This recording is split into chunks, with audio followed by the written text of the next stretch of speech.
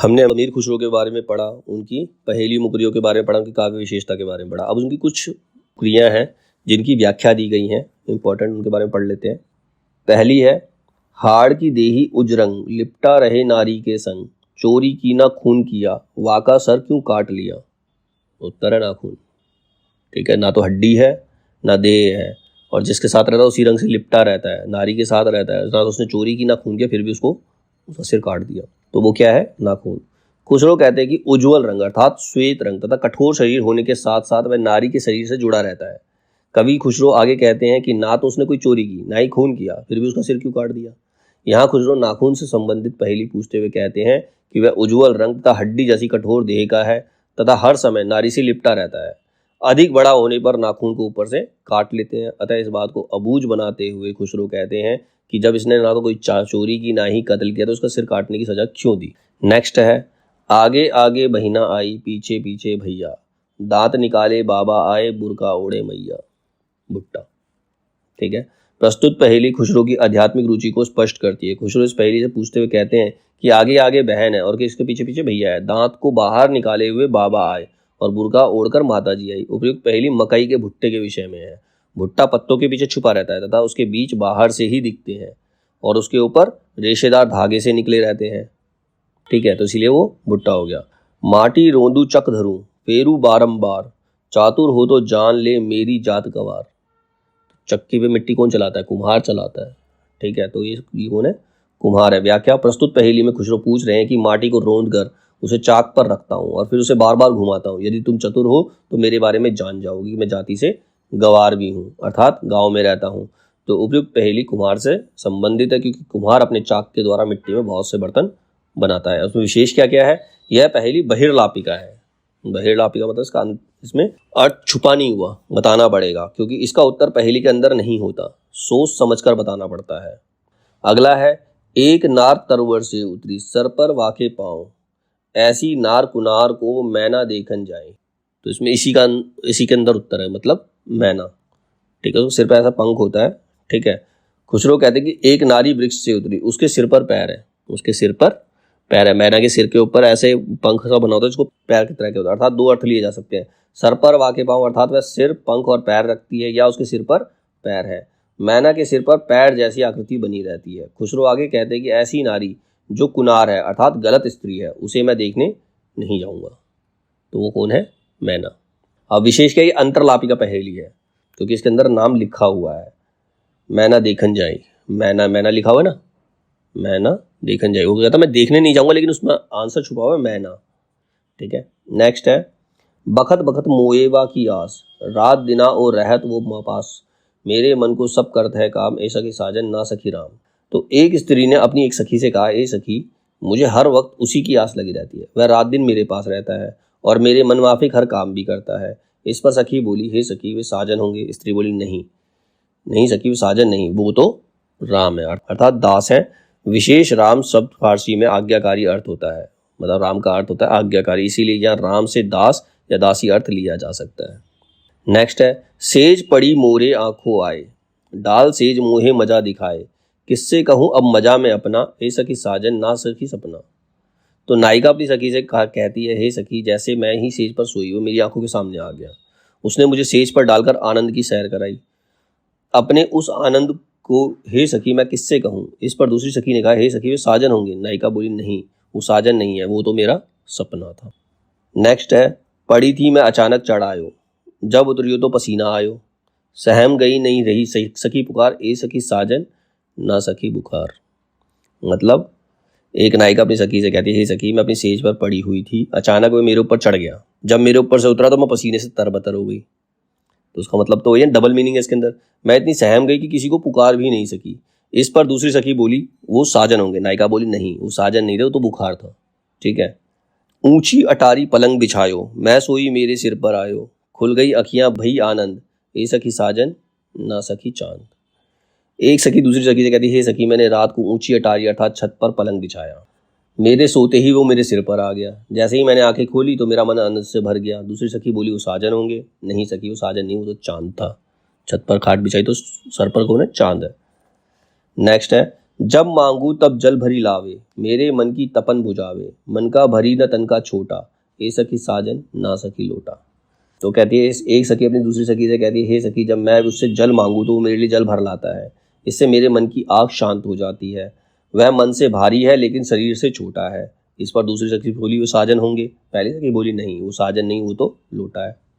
Next, वो आवे तो शादी होए, उस बिन दूजा और ना कोई, मीठे लागे वाके बोल, ए सखी साजन ना सखी ढोल। कहती है, हे सखी, यदि वो आता है तो शादी होगी वरना नहीं, उसके जैसा कोई और नहीं है, उसके बोल बड़े प्यारे और मीठे लगते हैं। इस पर दूसरी सखी बोली, सखी वो साजन होंगे। पहली सखी बोली, नहीं वे साजन नहीं, वो तो ढोल है, बिना ढोल की शादी होती नहीं। ठीक है।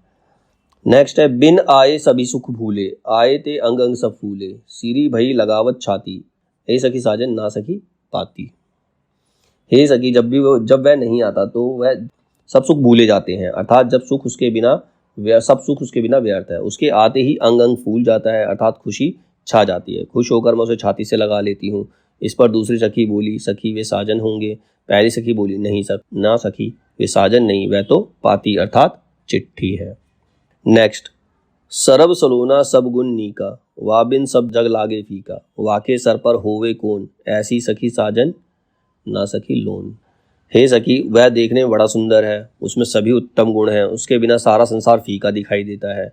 उसके सिर पर कोई नहीं होता, अर्थात उसके बिना सब जग फीका लगता है, लेकिन उसके साथ कोई नहीं होता। दूसरी सखी बोली, हे सखी, वे साजन होंगे। इस पर पहली सखी बोलती, ना सखी, साजन नहीं, वह तो नमक है। नेक्स्ट है, श्याम बरन की है एक नारी, माथे ऊपर लागे प्यारी, जो मानुष इस अर्थ को खोले, कुत्ते की वह बोली बोले। उत्तर है भों, आँख के ऊपर जो होती है भों। ठीक है।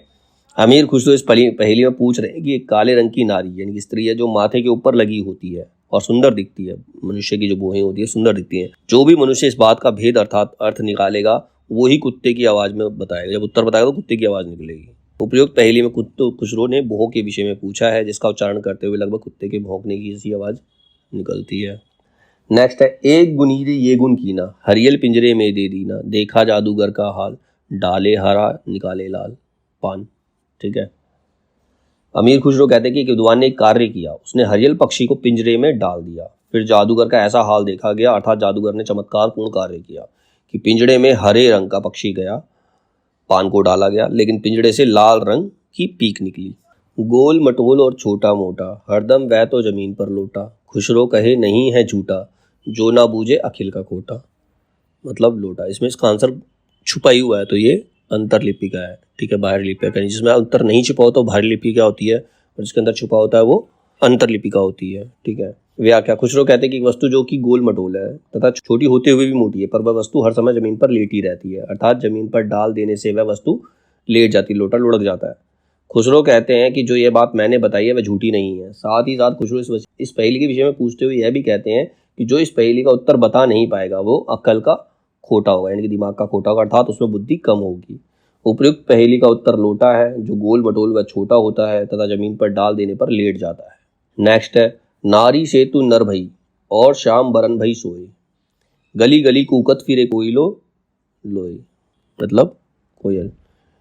खुसरो कहते हैं कि तू नारी के बदले नर लगती है। कोयल जो थी नारी के नर लगती है, नारी की अपेक्षा तू नर जैसी लगती है, आदमी जैसे। तेरा रंग काला है और प्रत्येक गली में कोयलो कोयलो कहकर कूकती फिरती है। यहाँ कवि कोयल के विषय में पूछते हुए कह रहे हैं कि वह देखने में तो नर जैसी लगती है तथा उसका रंग काला है और वह हर गली में कोयलो कोयलो कहकर कूकती रहती है।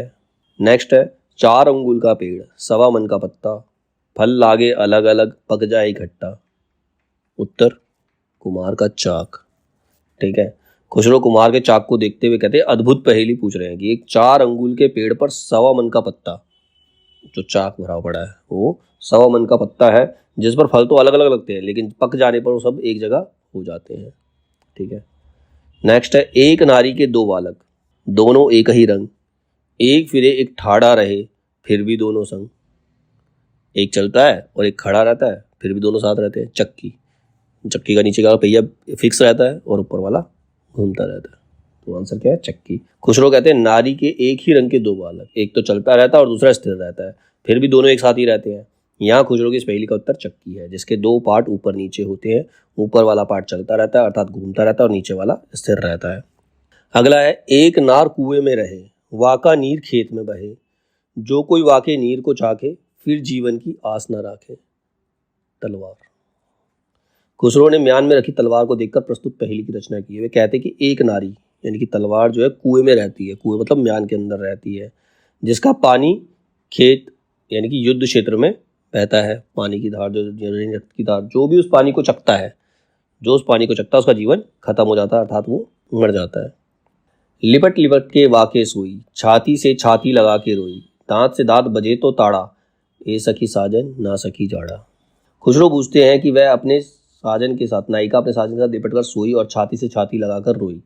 जब उसके दांत से दांत बजे तो उसे डांट दिया गया था, तड़तड़ की आवाज आई। दूसरी सखी कहती है कि सखी वो साजन होंगे, तो नायिका कहती है ना सखी वो तो जाड़ा है, ठंड से दांत खटखटाते हैं। ठीक है।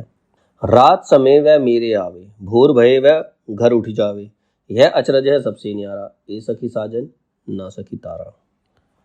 खुसरो एक नायिका के माध्यम से कहते कि ये सखी वह रात के समय आता है और सुबह होते ही चला जाता है। ये बहुत ही विचित्र बात है ना। दूसरी सखी कहती है कि वो साजन होंगे, नायिका कहती है नहीं सखी वो तो एक तारा है।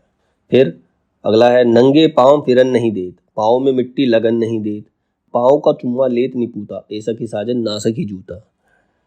तो एक सखी दूसरी सखी से कहती कि हे सखी वह मुझे नंगे पाँव नहीं रहने देता और मेरे पैरों में मिट्टी भी नहीं लगने देता, ऊपर से नहीं पूता, मेरे पैरों का चुम्बन लेता रहता है। इस पर दूसरी सखी कहती कि वो सखी साजन है। पहली सखी कहते हैं नहीं वो तो जूता है। अगला है सगरी रैन मिही संग जागा, भोर भई तब बिछड़न भागा, उसके बिछड़त फाटे हिया, ए सखी साजन ना सखी दिया। ये हमने पहले पढ़ा दीपक के बारे में। सखी दूसरी सखी से कहती है कि वह सारी रात मेरे साथ जागा, सुबह होने पर मुझसे बिछड़ गया, उसके बिछड़ने से मेरा हृदय फटा सा जाता है। इस पर दूसरी सखी कहती है कि वह साजन है। पहली सखी कहती नहीं वो साजन नहीं वो दीपक है। नेक्स्ट है सगरी रैन छतिया पर राख, रूप रंग सब्बा का चाक, भोर भई जब दिया उतार, ए सखी साजन ना सखी हार। ए सखी सारी रात वो मेरी छाती पर रखा रहा, उसके कारण मेरा रूप सब बना रहा, अर्थात उसके जाते ही मेरा रूप रंग भी चला गया, सुबह होते ही मैंने उसे अपने ऊपर से उतार दिया। दूसरी सखी बोली वो साजन होंगे। इस पर पहली सखी बोलती नहीं सखी साजन नहीं वो तो मेरा हार। तो ये सब उनकी पहेलियाँ और मुकरियाँ, इनकी हमने व्याख्याएं पढ़ी।